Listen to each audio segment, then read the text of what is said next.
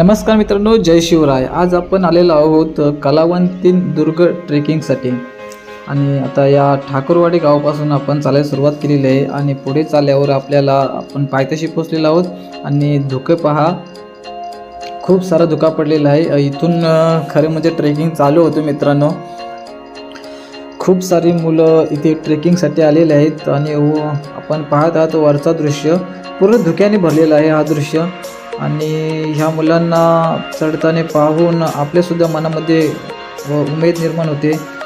समोरचं दृश्य पहा, काही मुलं तिथून उतरत आहेत खाली आणि तिथे एक दोर बांधलेला आहे आणि तिथलाच जो रस्ता आहे तो तिथे शेवाळी पकडली आहे आणि तो रस्ता आहे तो खूप स्लिपरी आहे. वरचं दृश्य तुम्ही पाहत आहात तर पूर्ण धुका पडलेला आहे आणि वरतीसुद्धा मुलं चढलेले आहेत. तर मग चला आपण सुद्धा जाऊया हा ट्रेक चढण्यासाठी. प्रथमतः मी तुम्हाला एक गुफा दाखवतो. अशा गुफा प्रत्येक ठिकाणी किल्ल्यामध्ये कोरलेल्या असतात कारण सुरक्षित राहण्यासाठी. आता चला आपण आतल्या भागामध्ये जाऊया. या गुफेमध्ये खूप असा अंधार आहे. आपण मोबाईलच्या बॅटरीच्या सहाय्याने आतमध्ये प्रवेश करणार आहोत. आणि ही गुफा अशी मध्ये सरळ नाही, वलंदार आहे. प्रत्येक ठिकाणी आतमध्ये गेल्यावर थोडा वळण लागतो. पहा त्यावेळी कशी ही गुफा खोदली असेल.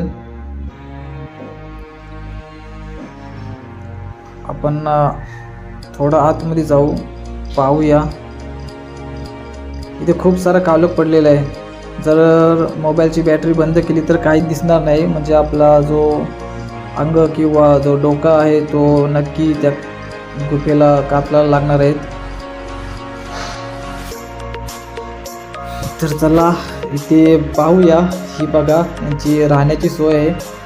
इथे सैनिक शक्यतो राहत असतील आणि जरी शत्रूंनी आक्रमण केला तर इथेच अशा पद्धतीमध्येच याच परिस्थितीमध्ये युद्ध करावं लागत असेल मित्रांनो. आणि मित्रांनो, खरं सांगायचं तर अशा गुफेमध्ये गेल्यावर आपल्या मनामध्ये फक्त एकच विचार येतो. आपण तर या गुफेमध्ये काही क्षणच थांबणार असतो, पण लगेच आपल्या मनामध्ये विचार येतो की इथे काय झालं तर, ही गुफा पडली तर, असा अनेक मनामध्ये वाईट विचार येतात मित्रांनो. खूप भीती वाटते अशा वेळी.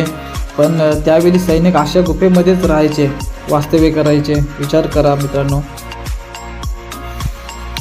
तर मित्रांनो, आता आपण परत त्याच ट्रॅकवर आलेलो आहोत जिथून आपण चढायला सुरुवात केली होती. तिथूनच आता आपण वर चढायला सुरुवात केलेली आहे. हा बघा, मी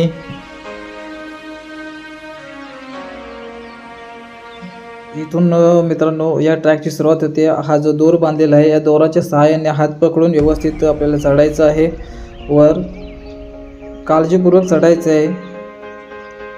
जोशच्या सोबत मित्रांनो होशसुद्धा बाळगायचं आहे, कारण अशा वेळी हा पावसाचा सीझन आहे आणि पावसाच्या वेळी पाय स्लिप होण्याची जास्त शक्यता असते. त्याच्यामुळं व्यवस्थित एक पाऊल विचार करून मित्रांनो चढा.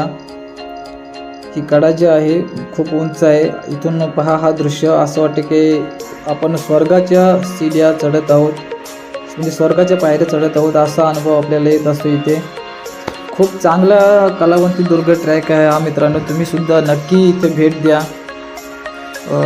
हा कलावंतीन जो दुर्ग आहे हा प्रबलगडच्या शेजारी आहे मित्रांनो. आणि पनवेलपासून फक्त 10 ते 13 किलोमीटर अंतरावर आहे. बाईकसुद्धा इथे येते मित्रांनो. खाली पार्किंगची सुद्धा सुविधा आहे. फक्त 2 ते 3 तास आपल्याला चालायला लागते आणि तेवढं अंतर चालल्यावर आपण या कलावंती दुर्गाच्या पायथ्याशी मित्रांनो पोहोचतो.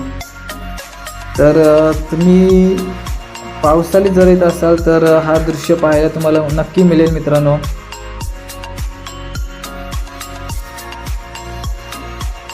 हा बघा, या कलावंती दुर्ग ट्रेकपर्यंत आपल्याला जायचं आहे वरती.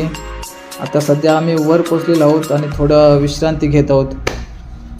आणि आजचा जो मौसम होता मित्रांनो, पूर्ण असा चारी बाजूला धुका होता. आणि जर आपण दृश्य पाहाल तर असं प्रत्यक्ष वाटायचं की खरोखर दुधाची नदीच भरलेली आहे असं वाटायचं मित्रांनो. एकदम शांत वाटायचं. खूप चांगला परिसर आहे हा.